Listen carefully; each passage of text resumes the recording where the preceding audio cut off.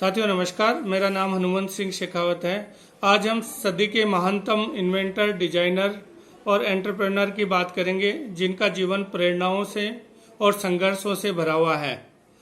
साथियों, हम बात करेंगे स्टीव जॉब्स के बारे में। स्टीव जॉब्स का जन्म 24 फरवरी 1955 को कैलिफोर्निया के सेंट फ्रांसिस्को में हुआ। उनके जन्म के समय उनकी माता अविवाहित थी, इसलिए उन्होंने अपने पुत्र को एक ऐसे दंपति को गोद देने का निर्णय किया जो ग्रेजुएट हो, लेकिन ऐसा हो नहीं पाया। फिर उन्होंने अपने पुत्र को एक ऐसे दंपति को गोद दिया जो था तो नॉन ग्रेजुएट, लेकिन उसने उनसे वादा किया कि वो उनके पुत्र को कॉलेज भेजेंगे और उनको पढ़ाएंगे। साथियों, उनके जो दत्तक माता पिता थे उनका नाम था Paul jobs and cholera jobs. उन्होंने स्टीव जॉब्स को बहुत अच्छी शिक्षा देने की कोशिश की। उन्होंने शहर के बहुत अच्छे मोंटोलोवा स्कूल में उनको एडमिट कराया, वहाँ उनकी प्रारंभिक शिक्षा हुई। उसके बाद में उनको स्टैनफोर्ड यूनिवर्सिटी जैसे ही महंगे कॉलेज में उनको एडमिशन दिलाया गया और वहाँ उन्होंने एडमिशन लिया, लेकिन तब जब देखा कि वो अफोर्डेबल नहीं है, बहुत महंगा है, उनके माता पिता की सारी जमा पूंजी उस कॉलेज में जा रही है, फीस में जा रही है, तो स्टीव जॉब्स ने वो 6 महीने बाद ही कॉलेज छोड़ दिया। वो ड्रॉप आउट हो गए, लेकिन वो 18 महीने तक उस कॉलेज के आसपास रहे, क्योंकि उन्होंने उसी दौरान एक अपने मनपसंद का कोर्स करने का निर्णय किया। उन्होंने कैलीग्राफी में कोर्स किया और उसमें समय पे और कोई अन्य क्लासों में जाने की बाध्यता नहीं थी। उन्होंने उस कोर्स को अपने हिसाब से करना शुरू किया। साथियों, ये इतना आसान नहीं था। स्टीव जॉब्स बताते हैं कि जब वो कॉलेज में थे, जब वो कोर्स कर रहे थे, तो उनके पास रहने के लिए एक कमरा नहीं था। वो दोस्तों के कमरे पे सोते थे। खर्चा चलाने के लिए वो कोल्ड ड्रिंक्स की बोतल को इकट्ठा करते थे और उनको बेचते थे, उनसे थोड़ा बहुत उनका खर्चा निकलता था।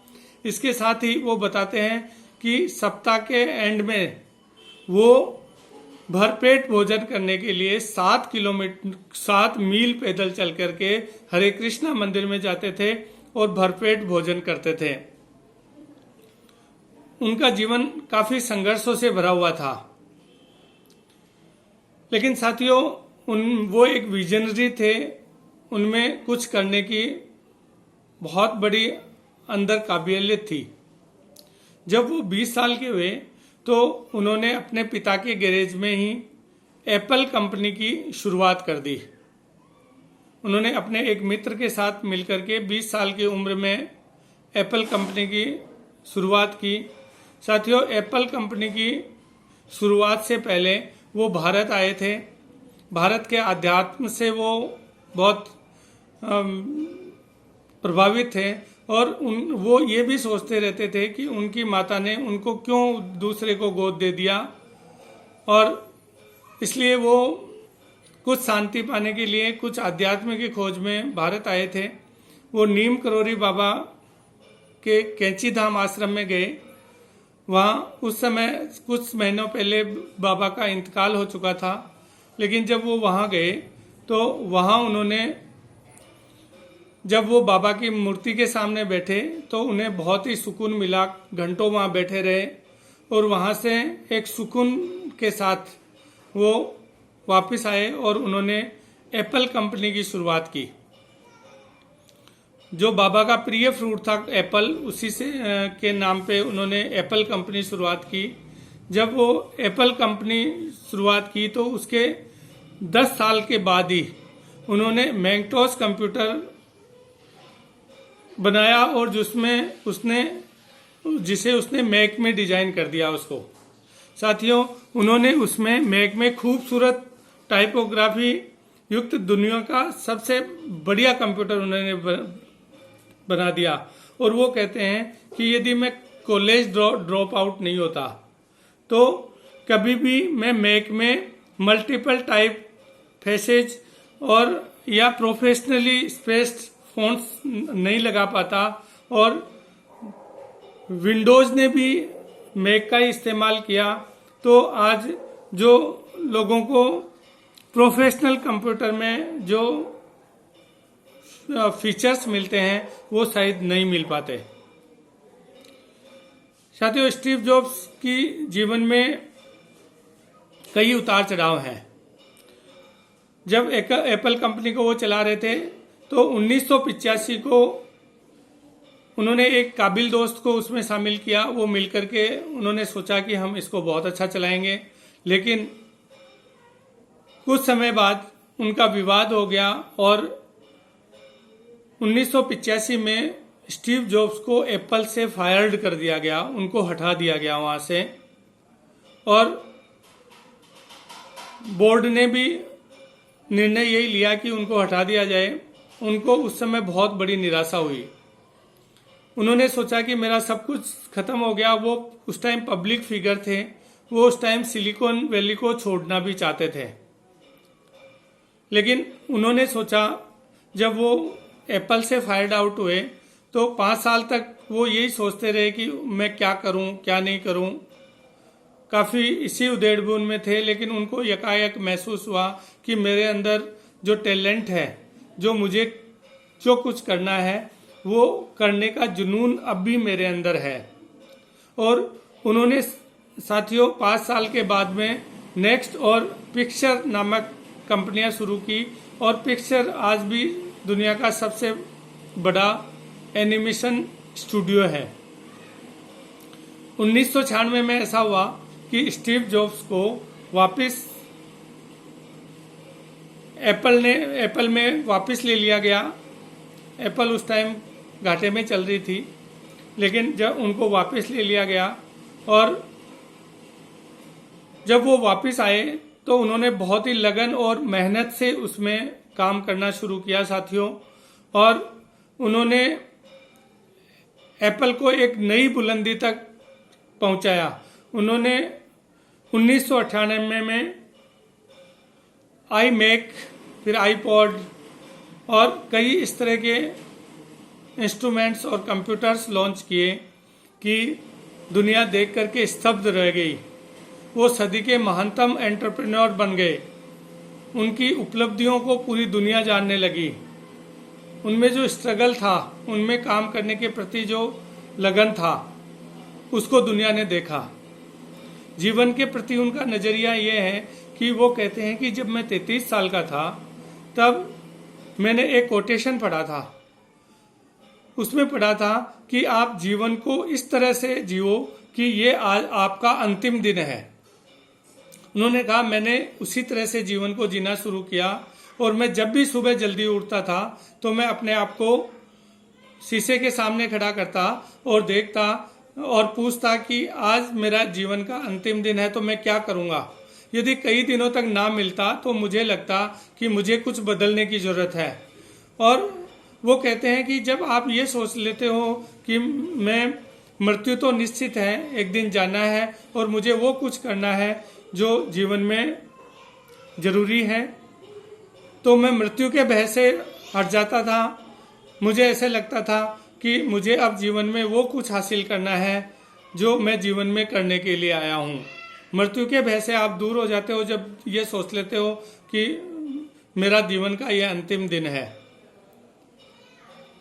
तो साथियों, उनकी ये फिलॉसफी थी कि आप रोज इस तरह से जियो कि जीवन का आपका अंतिम दिन है तो आप जीवन में एक न एक दिन वो कुछ हासिल कर ही लोगे जो आप जीवन में बनना चाहते हो। ये उनकी फिलॉसफी थी। उनको पता चला कि उनके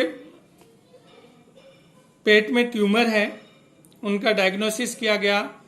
डॉक्टर्स ने उनको बताया कि आपके ट्यूमर है, और जब बायोप्सी की गई तो पता चला कि ट्यूमर का ऑपरेशन से इलाज संभव है, तो उनका इलाज कराया गया। उससे पहले उनको बोल दिया गया था कि आप 3 से 4 महीने ही जी पाएंगे, आप मृत्यु की तैयारी करिए।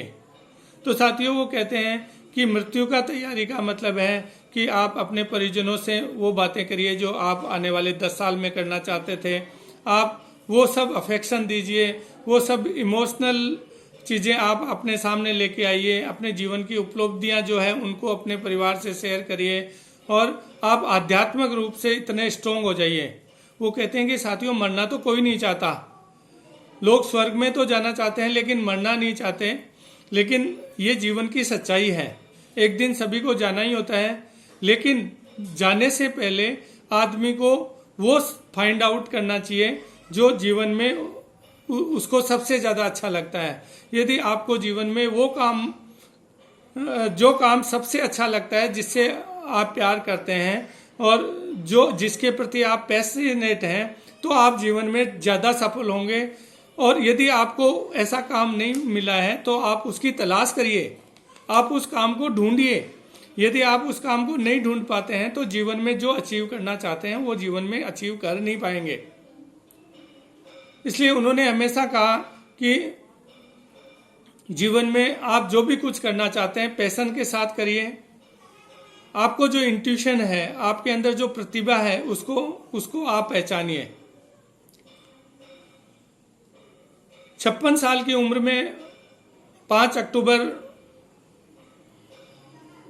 2011 को उनका देहांत हो गया था। देहांत से पहले उन्होंने एप्पल के सीईओ से रिजाइन दे दिया था। वो बहुत ही सक्सेसफुल एग्जीक्यूटिव, एंटरप्रेन्योर, फाउंडर और को फाउंडर रहे। साथियों, उनका एक ही फिलॉसफी थी कि प्रोडक्ट्स के नंबर पे नहीं जाना है, प्रोडक्ट ज़्यादा आए ऐसा नहीं करना है, हमें प्रोडक्ट की क्वालिटी पे ध्यान देना है। क्वालिटी के साथ कोई भी तरह का समझौता नहीं होना चाहिए। और साथियों, आज एप्पल्स के जो इंस्ट्रूमेंट्स हैं उस तरह के हैं कि लोगों को हाथ में लेते हुए प्राउड फील होता है।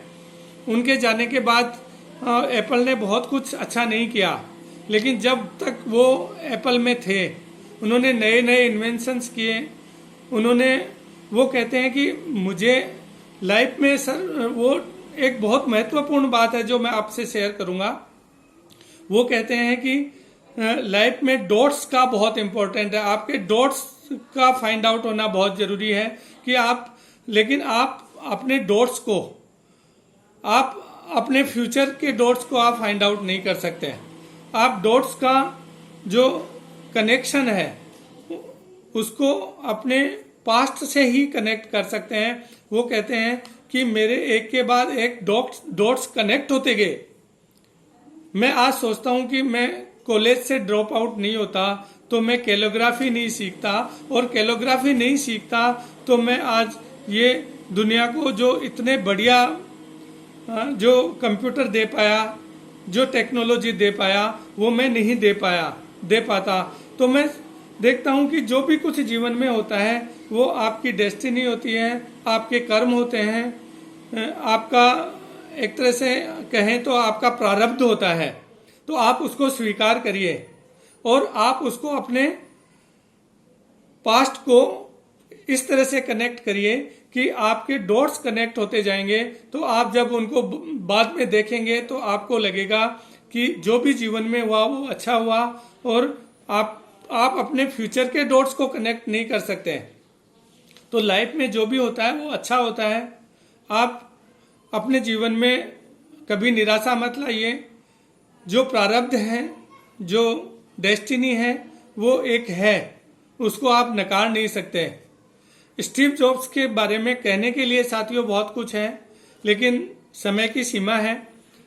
आप मेरे चैनल को सब्सक्राइब कर लीजिए और बेल आइकन दबाना नहीं भूलिएगा। मैं और भी रोचक जानकारियों के साथ और प्रेरणादायक कहानियों के साथ, मेरा उद्देश्य साथियों यही रहता है कि मैं आपको उन लोगों की, उन महानताओं के बारे में बताऊं जिसके कारण से वो महान है। साथियों, आज के लिए इतना ही। जय हिंद, जय भारत।